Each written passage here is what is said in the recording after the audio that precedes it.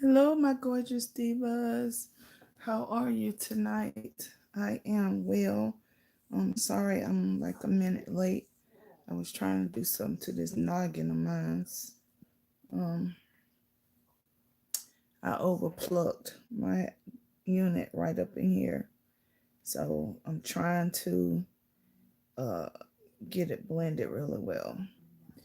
But today, hi Renee. Today we are going to talk about parents and what we as their children owe them. Um, and then it might go into some other things. But I know you guys, or some of you guys, may have seen the live last night where I asked you to pray for my family and my mom because we had to rush her to the hospital. Hey, Renee. Yeah, that's what I'm talking about right now. So when she went in, she wasn't. She was she was awake, but she wasn't coherent, and she wasn't alert. And so when we took her in, she didn't know who any of us were or anything. So we, the doctors came in, they examined her, and when they did the blood work, they found that her hemoglobin level was at a 4, and she was dehydrated, like really, really dehydrated. And so after that, when her hemoglobin came back, they asked us, had we noticed that she was bleeding from anywhere, and we was like, no. We didn't notice anything. So they checked her uh, bottom and rectum, and that was the first time I ever seen what they say black stool or whatever, and that's how you know that there's blood in it.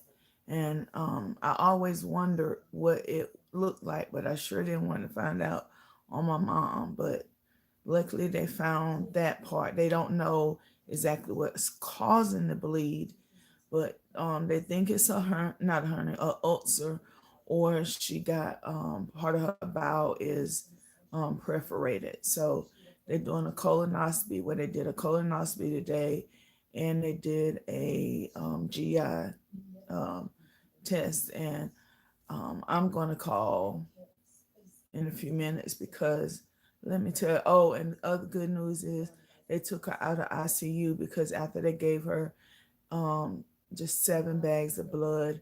Then she came around. My husband and my brother and them said that she was talking, but she still have some moments where she talks funny, like asking my brother for a lighter, or I mean, it was just something randomly crazy that she was asking. So she's not all the way out of the woods yet because they stopped the bleed temporarily, but they have to find the culprit because you can uh, um, address the symptoms and not the problem, and the problem still be there, and then later on you have the problems all over again. I'm sorry, guys. I'm looking for the TV remote to turn down the TV. They have a marathon of Chicago PD on, and most of the times it's been watching me. I just dropped something too. I don't know what it is, but it'll come back to me. Oh, one of my clips. But yeah, so that's where my mom is. And then I just want to tell you guys about I guess I should have titled this different. I guess I should have titled it working at the prison and stuff like that. But I used to work for Department of Correction. I worked for them for 10 years. And I started out at Polk Youth Institution in Raleigh. But they have then such moved the facility. So when I was working there, I dealt with a lot of stuff. And one of those things was inmates masturbating. And okay, guys, this is a graphic topic. So, parents, if you have a small child, you may not want them to listen to this video because this video has some graphic things in it. So, they used to masturbate off me all the time. And of course, we as women that worked there, we found it repulsive, and we wrote the inmates up for it, and they did go to lockup. But me personally, I like to know why a person is doing a certain thing. Like just like my mom, I don't want to address the symptoms and not the cause of it. And so one day when I was working a dorm, sorry. One day when I was working the dorms, one of the inmates that normally is like a what they call a regular population inmate.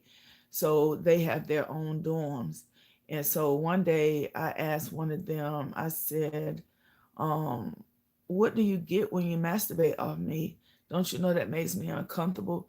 And then the inmate said, well, I can't say because you're going to write me up and lock me up if I tell you. I said, no, when I asked you a question, I'm respecting the response. So I can't lock you up for the response that you give me. So he proceeded to say, well, Miss G, because that's what they call me, Miss G. Miss G, when we masturbate off you, we're really having sex with you. And so I said, really? And they was like, yeah, we really are. We envision everything, you in the bed with your clothes off and this and that, and wherever we want to have sex, that's what we envision it at. I said, oh, okay. I said, so did you get my permission or did I consent to having sex with you guys? And they said, nah, Miss G, nah. I said, well, think about this. If you was out in the world and you randomly pick some girl off the street and you have sex with her against her will, what is that called? And it says rape. And I said, okay, well, that's what you're doing to me. You're raping me because in your mind, you're really having sex with me. And I did not consent. You make me uncomfortable when you do it. So just think about that. And so after that, I'm quite sure that he told a lot of other guys that was regular pop because the masturbating um, went down some when they was against the female officers. And but you have those some inmates that are just ratchet. They're gonna do it regardless, and they'll go to segregation and find a way to find a woman and masturbate off them. And so I dealt with that for a long time. I also dealt with the fact of inmates fighting. Like one time I was working a yard and the inmates, it was in the summertime and it was a lot of inmates everywhere. And I was on yard B, which had the weights and the basketball court. Hello, Cassandra. Um, so I was down there working that yard. And when guys play basketball, they get real into it and they get emotional about it, especially if they're losing. So these two guys that were normally like this, they was on opposing teams. And so I don't know what happened when they was playing the game, but all I heard was I'm gonna punch you in your the mouth if you don't act right. And the other one said, man, you just blowing smoke. I ain't studying you, yada yada yada. So next thing I know, they was like, I'm gonna knock you out. And I was saying to myself, Well, these two, they're real good friends. They just talking. They're not going to do anything. So mind you, I was the only officer down on that on B field, on B yard. And down on B yard, you have probably like 300 inmates. Hey Joy, you have about 300 inmates down there at one time. And we was understaffed because you're supposed to have 2 to 3 officers, a minimum of 2 officers down there at any time because of the amount of inmates that's down there. Well, needless to say, they didn't, and I didn't feel threatened or anything because if you have a good reputation on a camp being a female, then they tend to respect you because you're the only link to a female that they have outside of their family coming to visit them. So they tend to not, you know, hurt you unless you're one of those people that are ratchet too. And I'm gonna tell you about one of those female officers, what happened to her as well. So um they continued to go back and forth with the fussing. And so I said, y'all need to, hey, design on the dime, hey Sheila. I said, y'all need to cut it out. And then, they start doing the little thing that guys do when they about to fight, going around popping they hands and their chests and putting their feet up and pulling their shorts up and stuff like that. And so at this point, I was still thinking that they were playing. But then they start fighting. And next thing I know, I was in the middle of the 2 inmates trying to stop them from fighting. And as I did that, there was fights, little fights popping up all around me, inmates fighting all around me. And by this time, another officer that was on a yard, which was the baseball field yard, saw all this. So he called a code yellow, and the code yellow is fighting. And so I had like all my, and that's a family too. We were a family too. I had all my brothers and sisters. They was just, down there and Snap. And I had the tower guard out on the porch with his gun ready. And they came down there and they helped me get everything under control. But I was so nervous. I wasn't scared. I was just like in distraught because all this was going on around me and I was the only one down there. I wasn't afraid that one of the inmates were going to hit me or anything to that nature because I never drew my stick and I never drew my mace and I never called for the guard on the tower to, do a shot. So when they got everybody in, all the inmates in, my unit sergeant, Sergeant Johnson, that's my man. Sergeant Johnson said, "Come on, we need to write this statement." And I was like, "I don't know how to write this statement.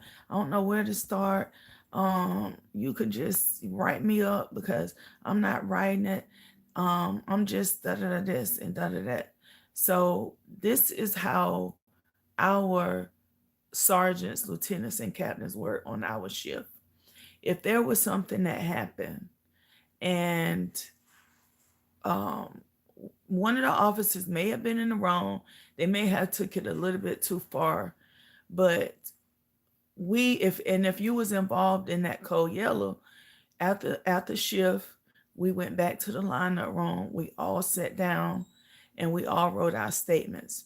And when we wrote our statements, we had to give it to our sergeant, lieutenant, or captain, and they would read it. And if the statements didn't align up and didn't support our brother or our sister, fellow brother or sister, then they had to rewrite it. And I always knew how to write my statement. So I was always out of there on the first right. And everybody was like, always used to ask me, how did I do it? And I said that I followed the what, when, where, how rule. And I know how Sergeant Johnson and Lieutenant, I can't remember my lieutenant is. I know how they operate and I know what they want to see. And so when it came to this particular incident, and I was the main key witness of it because I was the officer that was in the midst of it. Um, it was just hard for me to write. I was shaking. I was trying to get everything in my head like situated. I still couldn't believe that those two guys that I knew were like this were fighting each other. And so I had to stop and collect myself, and I ended up writing a statement, and it was good, and it was funny. Well, it wasn't funny, but like and the next, not the next day, but the day after that, 2 days later, I was working down in P&Q, and not P&Q, but G&H dorms, GHIJK dorms, those dorms, and those dorms were lockup and processing dorms. And so they had gates on it, but we most of the time kept the gates uh, um, of their dorms open, and we would rotate. And if there was something that happened, we would lock the inmates down in their dorms. So I was working half of my section was um, processing inmates, and the other half of my section was lockup. And so they had one of the boys in this cell and one of the boys in the cell beside it. And so one of them called me and say, Miss G. I said, what? I said, don't talk to me. Come on, Miss G, talk to me. Come on, Miss G. I said, y'all put me in an awkward situation. And I said, I don't like that. And so he was like, Miss G, you know I didn't hit that boy. I said, you said like, of course he was laughing. And then I went down to the other cell and talked to the other guy, and pretty much they were saying the same thing. And then a few minutes later, they was at the cell talking to each other, laughing, joking like nothing happened, like two little children out fighting over a bite. And that's how I describe working with Department of Corrections, because people always say, well, aren't you scared? Weren't you this, weren't you that? The only time I was nervous was the first day. And they told me when I went to my orientation, if you let them see fear, then they're going to rule you for the rest of your career. So even though I was scared, if one of them said something out the way, I put them in check, and I never had that problem again with that particular inmate. And of course, inmates gonna try you. And I had one inmate one day. I was working the yard, and he was doing something he wasn't supposed to be doing. He was standing against a tree, masturbating on me. And so I went up to him and I told him if he didn't stop what he was doing, that he was going to get rolled up and he was going to lock up. And I told him I was going to spray him with my mace. So I stepped back again, and he continued. And so I went over there and I asked for his name and his ID number, because inmates supposed to always carry their ID card with their picture and their inmate number on it. Their inmate number is sort of just like their social security number. They are identified with it. They get money off of it. They get mail off of it. So that number is sort of like their social security card. So he would say he refused. And if I was on the street, you wouldn't be talking to me this kind of way. And yeah, I would knock you out if we was on the street. I said, oh, really? And so back then, I was out there. I didn't care. So I said, okay, I'm taking my badge off, and we can go at it right here, right now. So I took my badge off and I squared up with him. And of course he ain't do nothing because he was all mouth. And so I told him, turn around, put your hands behind your back, and come on, let's go. and so he went to lockup. And then when he got out of lockup, like all inmates, because if the main inmates know that you, as a regular pop, disrespected one of the officers that they were cool with, and I was one of those officers, they would get you. They would beat you down. And so of course he came out apologizing and saying he didn't mean it, and he hoped bygones is bygones. And I was like, I'm not studying that. But fast forward, because this is about parenting. I love my job, and I had to move away from home. I moved from New Bern, North Carolina to Raleigh, North Carolina, to work. Oh, okay, Joy. Welcome back. And so, yeah, I really enjoy living in Raleigh. Didn't like the traffic and stuff, and I wasn't a party animal, so I didn't know the party scenes and stuff like everybody else did. So, I really didn't go nowhere. I went to work, came home, helped my children with their homework, fixed dinner, cooked, got them baths, went to bed. Maybe if I had a guy friend, spend some time with him. But other than that, that was my routine when I was there. But I love what I did, and I love where I worked at. And two things transpired. One, the prison was getting ready to move like 45 minutes to an hour away from Raleigh.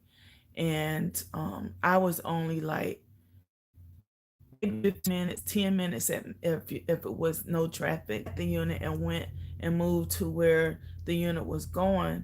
Then I would have to have somebody pick my children up from school or get them off the bus, help them with their homework, feed them, um, and I would just get home in time enough really to get them in bed. And I can't do that because I'm a single parent, and I want my children to see me as much as possible because my job was already demanding, and they were already saying, "Well, mommy, we don't hardly ever see you."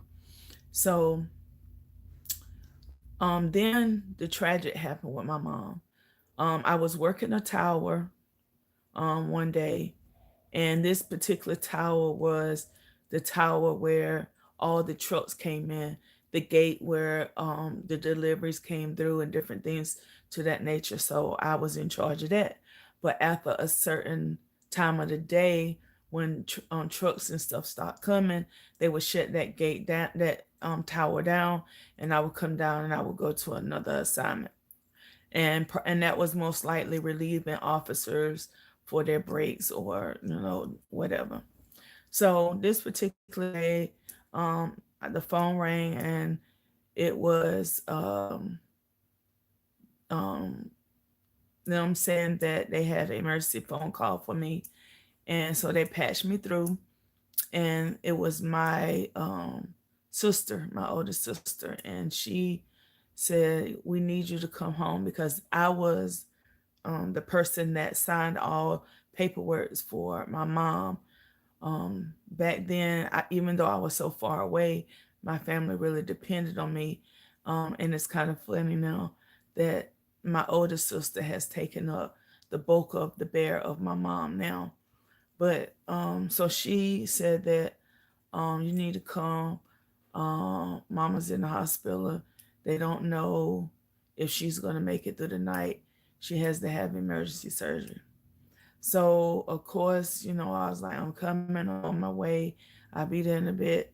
And of course, before Raleigh, before the highways were changed and the speed limit turned to 70 and stuff like that, it was 55 all the way, 55, 45 all the way.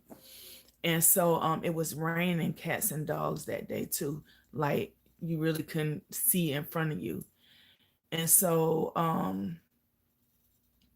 I called my sergeant, and I was like, "Look, you got to get me off this tower. You got to get me off now. Something's wrong with my mom. They don't know if she's gonna make it. I gotta go home, and I gotta go home now." Well, he was like, "Okay, we're gonna get somebody out there." 10 minutes passed.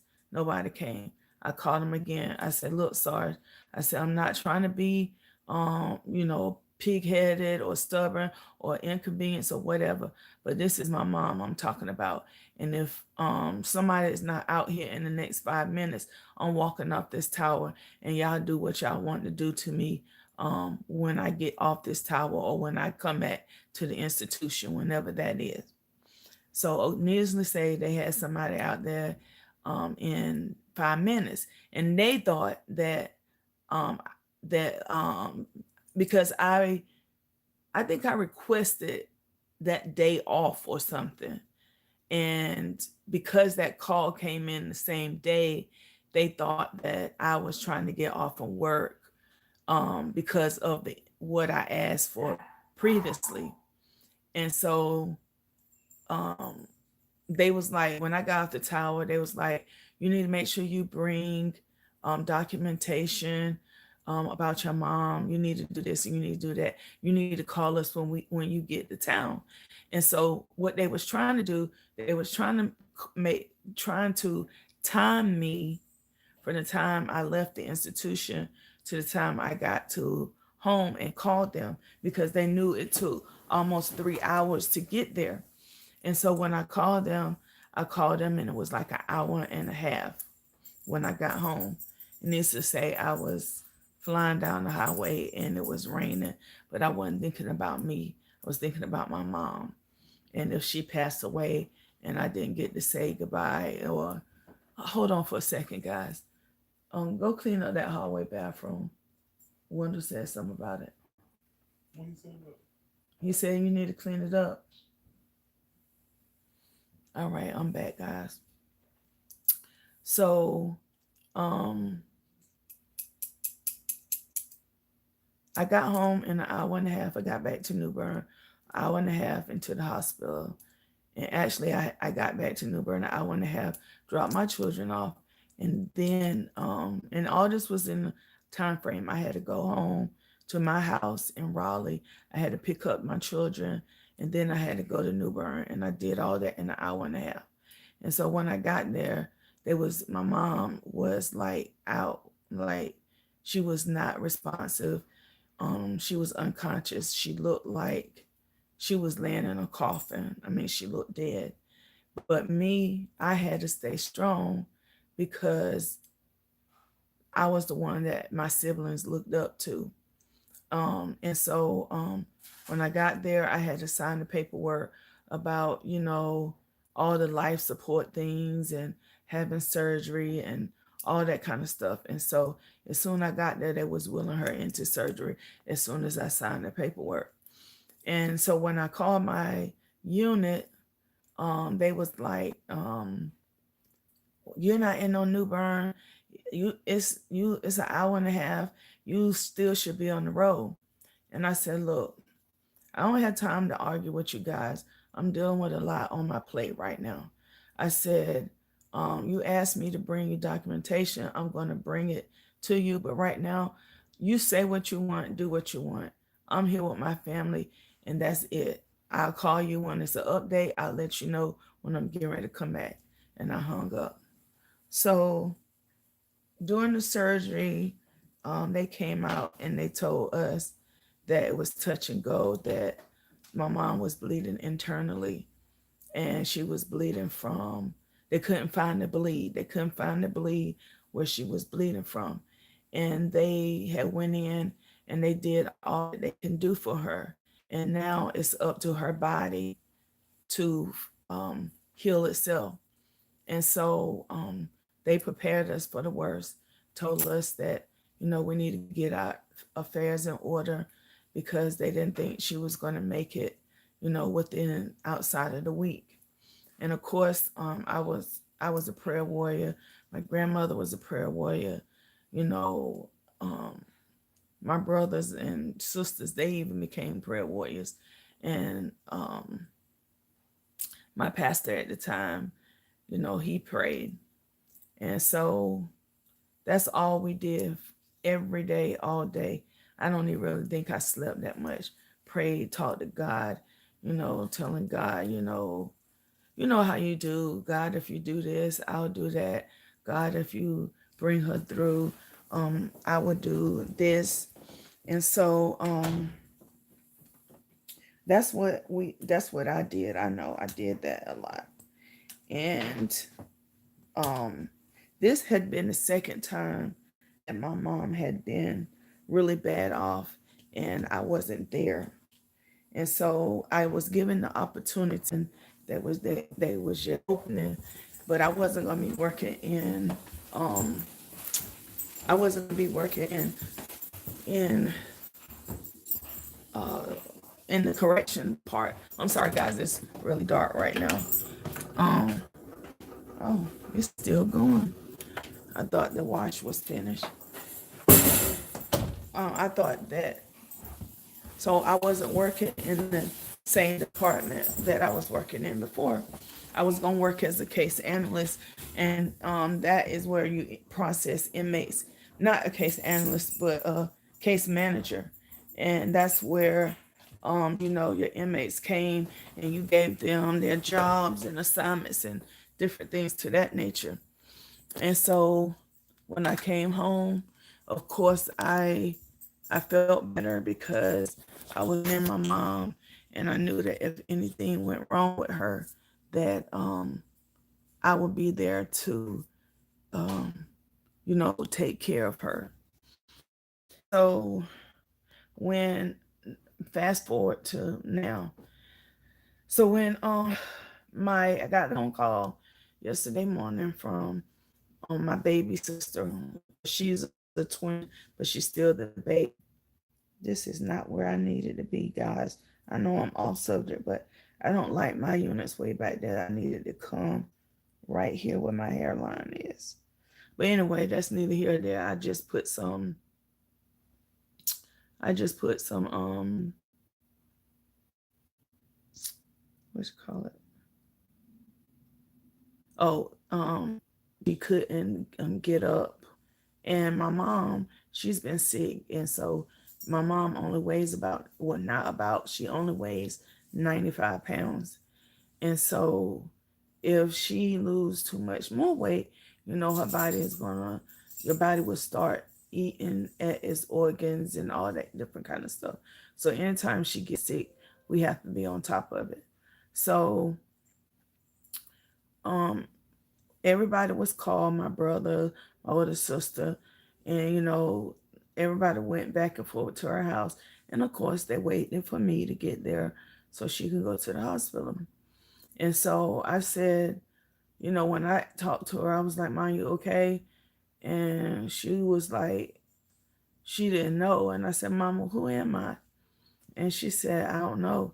She said, I can't see. I said, you can't see? She said, no, I can't see. And so everybody was asking her, do they know, do she know who they are? And she would say the same thing. No, she don't. And we would ask her where she was at. And she was like, she didn't know. And so I was like, yeah, she's getting out of here. She's going to the hospital. And I had just talked to my mom the day before because my older sister said, Mom's not doing right. She don't want to take her medicine right. She giving me a hard time because my older sister is my mom's caregiver. And I said, okay, I'll take care of it. Because normally when I talk, my mom listen and she know I mean business. So I called her the day before around 1 and I said, look, Mom, I said, teacher is doing everything that she can do to make sure that you're okay. She's giving you your medicines like you're supposed to have them. And she said, you're still not doing right. And back in the day, my mom used to drink. She used to drink like a champ. And my mom was no joke. So my older sister, myself, and my brother that's under me, we had a hard life with her. We would get beatings with switches, with belts, with extension cords. A shoe would come flying at us and all that stuff. But my mom stopped drinking. She stopped smoking cigarettes and she mellowed out. So my last three siblings, my baby brother and my two sisters that are twins, they had it pretty easy. And they didn't know the mom that we knew. And so she had started back drinking beer, not any hard liquor or anything, but she had started back drinking 2 cans of beer a day. That was her limit. But being 95 pounds and even with 2 small cans of beer, that right there is a lot on your body. And she really didn't need it. So I told her, I said, if you don't know how to straighten up and take care of yourself, then we have no other choice but either put you in the home or you're going to have to come move with one of us. And my mom loved her independence. It's all right, Susan. I'm just glad you joined.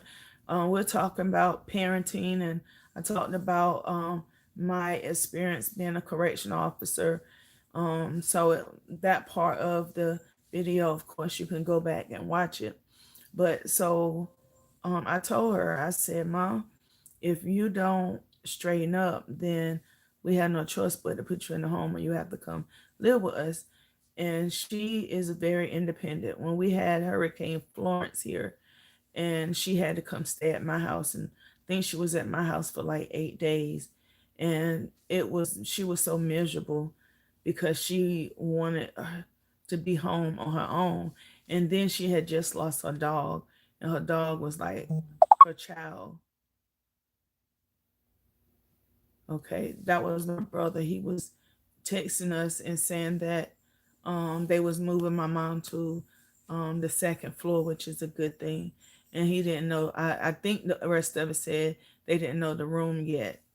So that means that they finished both testing, and I am going to give them a few moments to get her situated, and then I will call her when I get off with you guys to find out what the doctor said and what they found, if they have already read the test results. And of course, I will share that with you guys because, like I said, on this channel, I take you guys on more of personal journeys with me of my life, and I get an opportunity to actually read your comments instead of doing DIYs and then trying to see y'all comments and missing them. So um, when I got the call about her, I of course immediately put on clothes and went to her house and saw for myself that she wasn't in her right state of mind. And I said, "Come on, you're getting out of here." And she could barely stand. I mean, she couldn't even stand up on her own. She has a walker, roller walker. So we put her on that and we rolled her out to the car. We could have picked her up, but we just did that way, and we got her in the car, and we was driving her to the hospital. Thank you, Sheila. And so we got her in the car and we drove her to the hospital. And I took her in with the wheelchair, and they asked what was going on with her, and um, did she have any allergies, of course, and all that. And so they didn't make her wait in the first waiting room.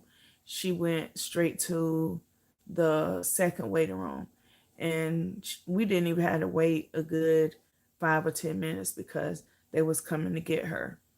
And um, okay, and so they took her back, and the nurse again asked me what was she there for. They asked her, where did she know where she was at. They asked her, did she know, who they were, and different things like that. Asked her, and so she was we thought she had a seizure, was having a seizure, but we wasn't for sure. And so when they got her, they rushed her back to a room, and she had an awesome nurse, awesome nurse. Shout out to Michael R from Craven Regional Medical Center.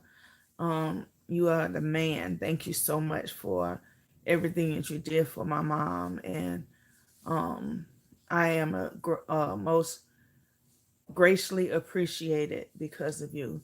And I really believe if my mom didn't have the nurse that she had when she was about to code, I think she would have coded and we probably would have lost my mom. And so God knows to give you what you need at that particular time. And so he gave us the best, I guess he's the best because, other nurses was coming saying their patients wanted him to start their IV or they wanted him as their nurse and different things to that nature. So I guess he's a well popular nurse and he really cares.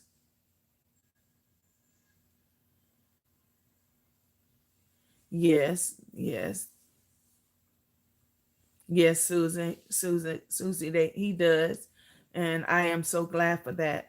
And so, when they got my mom in the room, Mike immediately start, talking to her and assessing her, and trying to get her blood work, trying to get urine from her, and of course she couldn't do urine, and they got the blood started. They got the blood for her, and then um, they sent the blood off to get some tests, and then when they had to try to get urine from her as well, so she couldn't use the bathroom. They put a catheter in her, and she still was like bone dry. She didn't have any liquids in her whatsoever. So they immediately started not one saline bag, but two saline bags at a time. My mom had three IVs. She had one in each arm, and she had one in her central vein right here in her neck. And they was giving her medicine, and so the doctor came in and he was like, her hemoglobin level is at a 4, and I think something else, but all her levels was on whack. And so he was like, have you had, is she bleeding? Like, thought she had a menstrual. And we was like, no. And they was like, well, have y'all seen, blood from anywhere? And we was like, no. But when we got her to the hospital, we noticed that she had a bowel movement on herself, but she had a diaper thing going. And so my sister cleaned her up, and we know now that she did that because she probably seized, and when she seized, she had a bowel movement on herself. But to us it wasn't like the black stuff that they always say, well, have you seen a black da da da? And my sister was like, no, it was dark brown, but it wasn't black. So the doctor immediately, he said, well, let me check something. And he did a rectal exam, and when his finger came out, his finger went up to like right here to my second joint. And when it came out, it was black. When I say black, it was black, like this black. And that was the first time I had ever seen when they ask you about the black stool and stuff, or and have you been bleeding, or you had black stool. And so they was like, she's bleeding somewhere, she's bleeding internal. And they was like, we hope it is a um um not a hernia but a ulcer. We hope it's a ulcer that has, is bleeding. And so they said that we're gonna scope her, if not tonight, probably tomorrow. But we're not gonna do anything to her till we can get her at a stable place. He just sent her room number. Hold on for a second, guys.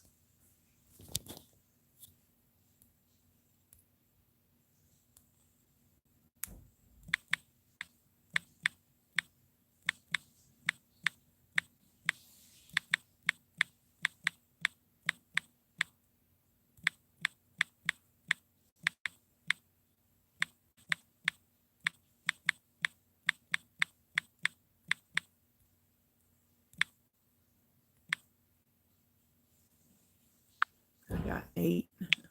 All right. I'm sorry. I was um I was telling my brother thank you, and tell him to tell my mom that I love her and I'll see her in tomorrow. And so when they got her there, he said she was bleeding internal and they hope it was a ulcer that, or they said it was a ulcer or her, she had a tear in her intestines somewhere. And they was like, whoa, if y'all wouldn't have brought your mom in within the hour, you would have started to lose her because that's how she was dehydrated. That's how she did much blood she had lost. They started her out with 2 pints of blood in the ER, and then they had to give her five more um, units of blood when she got upstairs to ICU. But she stayed down in emergency for a while because they was just trying to get her, stable or coherent or something. And Mike was on it. When he said it, when the doctor said she was bleeding internal, he was like, "Okay, I'm gonna go get this," and they gave her something to stop the bleeding temporarily. He was like, "Okay, I'm gonna get this. I'm gonna start another line on her. I'm gonna do this. I'm gonna go do that." So Mike was on top of it, and she started seizing real bad. She had like 4 seizures right behind each other, and he was right there. And when her levels dropped, when he was on the ball with that monitor, and when that levels dropped, he called, "I need some help, come on, she's about to crash, she gonna cold, bring the machine."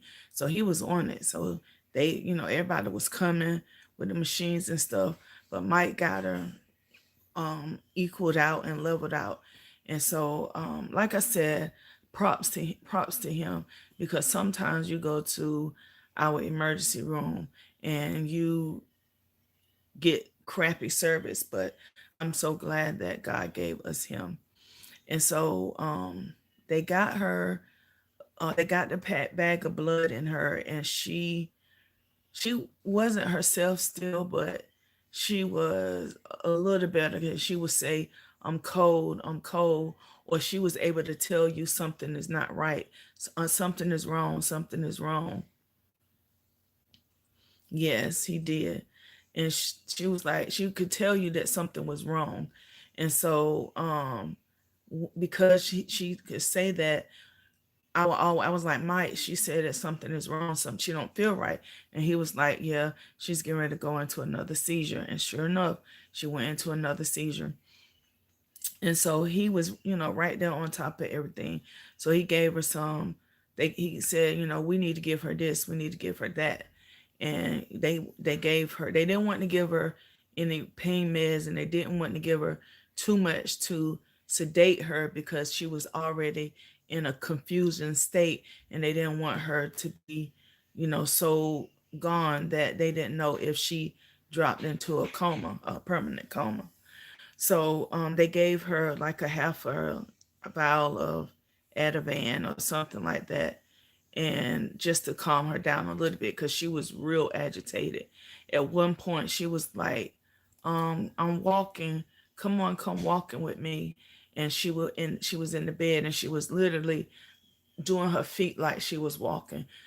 And it was a one foot over the bed and over the rail of the bed, and one foot flopping. And so of course, my baby sister, she broke down several times. And one time when they said that, she might not make it, they told her that, said that while she was in the room, and she was getting ready to cry. I said, nope, don't come here with that. Don't do that. We don't need it. And, she stopped it. Because I'm a strong believer that if you're doing all this crying and all this wailing and stuff like that, that you just make matters worse, because I feel like your loved one could actually hear you, and then you're stressing them out more because they're trying to fight to come back, but they can't quite get there, and they're all stressed out. So I don't believe that you need all that commotion going on. So if you got to cry, go out and cry. If you got to yell and scream, go outside and yell and scream, but just don't do it around the person that is going through this, that's laying in the bed, that's going through this. And that's the way I am a lot, because because I am like the matriarch of my family, when things go wrong, I can't grieve. I didn't get a chance to really grieve my grandmother. And I think that's the reason why I grieve her now. And I didn't get a chance to really to grieve my best friend. Um, so that's why those two deaths right there was like they hit me really, really hard. And I still have moments where I break down from that, from those losses. And so after a while, they got the blood in her. Like I said, she was doing a little bit better, and they started her second unit of blood, and she had 2 bags of fluid with them, like actually squeezing the bags to get the fluid and go in there fast. And they had started 2 more bags. And so Mike personally, because most of the time they have nurses that from that floor come down to get the patient, but Mike personally took my mom up to the yeah, ICU. And I said, Mike, I said, I'm telling you, if the nurse is not on point like you were, then that nurse is gonna have a hard time because um we don't play. She have a large family, and our family is tight. Our cousins are like sisters and brothers, you know, and it's just crazy. Our family's just tight, and then you add the tightness of just my mom children and her grandchildren. That is a extra tightness. And so when we went upstairs, I was like, we need to make a password for her. We have to have a password, so when we call, they only give out information to people that had the password. And so I told her nurse, I said, um, she has a large family. She has 6 children.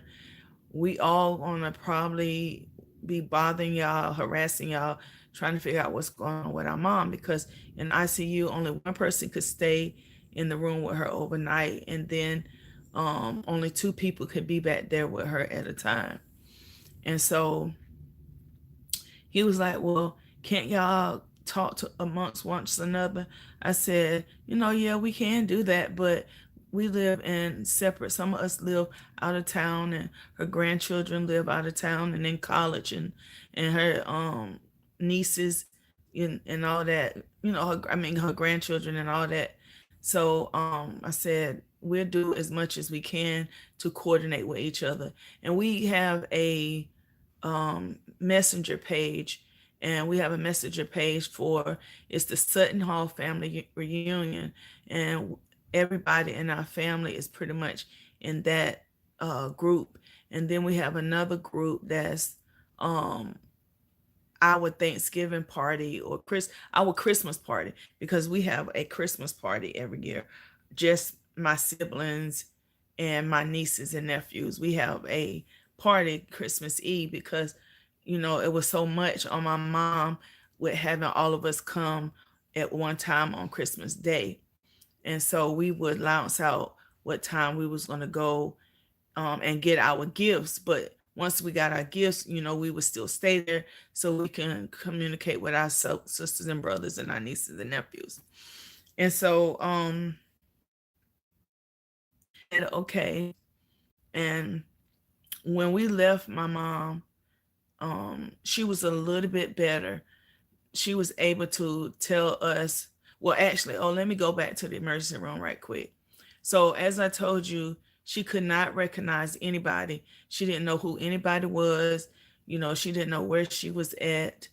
Welcome back, Sheila. She didn't know where she was at or anything. So I had my grandson out to the ER with us, and normally if you're not 12 or above, they really don't allow you back in the patient room because they do to get sick, the child to get sick, or if the child is sick, pass their germs on to someone else that was in there. But guys, when I tell you, every patient I know with this 3 was children that was coming into the ER yesterday. I was like, is child after child after child being rolled in on stretchers and wheelchairs, and it was like crazy. But anyway, I just couldn't believe how many children there was that was being rolled into the ER yesterday. But jump back to my mom in ICU. And so she by this time she had two full bags and she was on her third bag. And they was drawing more blood from her because they wanted to make sure her brain was okay. That because sometimes when you seize or they want to make sure that she didn't have a stroke, and they thought she was going into a mild state of dementia. So they was running all these other tests on her, all her other with more blood. And so she had like she was like I said, she was on her third thing of blood, and two, three, four, her two, six, seven, her sixth and seventh unit of um, fluids. And so she was a little bit more coherent. But oh, I didn't even finish telling you about the ER. But yeah, so my I had my grandson, and I called my son when he got out of church, and I told him to come to the hospital to get him. And of course, he wanted to know who was there, and I told him. And so when he walked in the room, my mom had her eyes open, and we was like, "Mom, who is that?" And she said, "Juicy." And that's the nickname she gave my son. So she knew who he was. Out of everybody, he was the only person that she knew who he was. And um of course my daughter and my grandmama are really really close. My grandmother, my daughter and my mom are really really close. And she lives in Raleigh now. And so when she found out, she was hysterical. She was crying. She was telling her um fiance, boyfriend, I don't know what he is, to her, that he need to bring her, and he need to bring her now. And this was about, she started about 8:30 or so, 7:30, 8:30, because came home around 7:30 because they was getting ready to give her something to make her rest. And so when we left, we asked her did she want the TV on, and she said yes. And so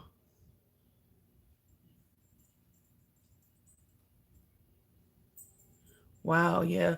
And I don't know what that, why is that why that was the case. But we were just glad that she recognized somebody. And so she ICU. She had her GI tracks and stuff, all her tests done. So I'm gonna call, find out what the results were. She's coherent now. She knows who everybody is. She's talking. I She's not eating. They don't have her on hard foods or anything. They have her on a soft food diet because they don't want to shock her system too much with too much heavy food. And so fast forward now. Thank you, Sheila. Fast forward now. I'm sorry, guys. I got to tell you why I'm like this. But so today, today comes, and okay, this is what I normally do. In the morning, I would take my Phillips laxative, my prescription laxative, my digestive medicine, two digestive medicine, my vitamin B, my Cambodia, because trying to lose weight, and my stool softener. That's what I would normally take when I first wake up in the morning. And because my mind was so combobulated and focused on my mom and stuff, I got all that medication, and I proceed to get my medication that I take at um 2 o'clock. And I added that medication in, not thinking. I wasn't thinking. And so I took that meds, and of course around 12 something, I took some more meds. And my sister called me and she said that she needed me to come meet her somewhere. What I don't know what that is, Sheila. Explain to me what that is, or us what that is. But anyway, so when she called, I of course, I didn't even change, put on no night clothes. Put on any clothes. I just put my wrap around, and when my wrap is around me, it's long.